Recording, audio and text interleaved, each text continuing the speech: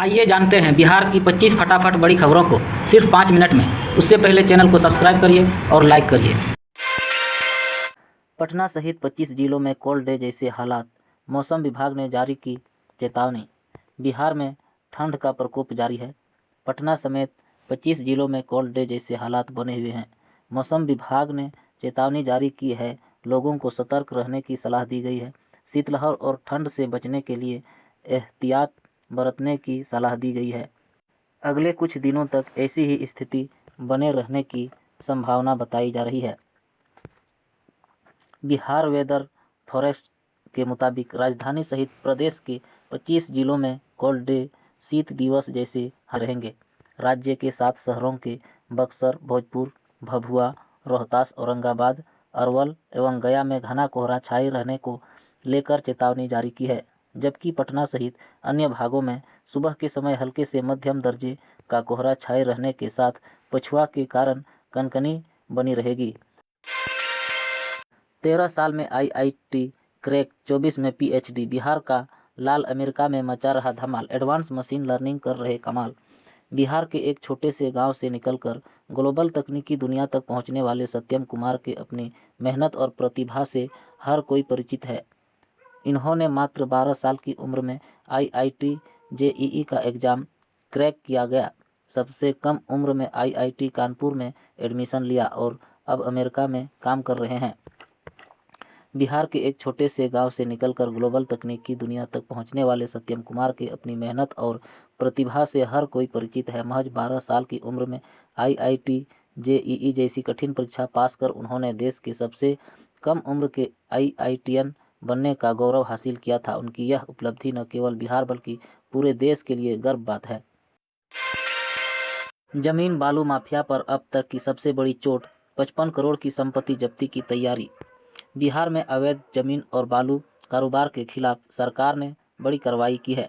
आर्थिक अपराध इकाई ने 19 जमीन व बालू माफियाओं की 55 करोड़ रुपये से अधिक की अवैध संपत्तियां जब्त करने का प्रस्ताव प्रवर्तन निदेशालय को भेजा है। EOU ने 8 भू माफिया की करीब 40 करोड़ रुपये की संपत्ति जब्त करने का प्रस्ताव ED को भेजा है। इसके अलावा BNS के तहत 289 शराब माफियाओं की संपत्ति भी जब्त होगी। धन्य है बिहार के सरकारी स्कूल, कहीं बिल्डिंग नहीं तो कहीं बाउंड्री, पानी के नल तक गायब।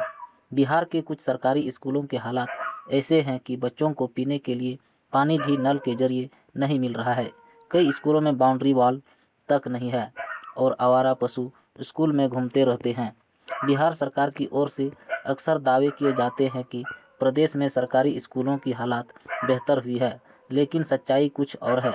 अगर ज़मीनी हालात देखें तो आज भी ऐसे कई स्कूल हैं जो बिना बिल्डिंग या भवन के ही चल रहे हैं। बच्चे चाहे गर्मी हो या फिर सर्दी खुले आसमान के नीचे पढ़ाई करने के लिए मजबूर हैं। इतना ही नहीं, बिहार में आज भी ऐसे कई स्कूल हैं जहां पर पानी की समस्या है। पीने के पानी की जहां पर व्यवस्था है तो वहां पर टोटी गायब है। स्कूल की अपनी चार दीवारी तक नहीं है।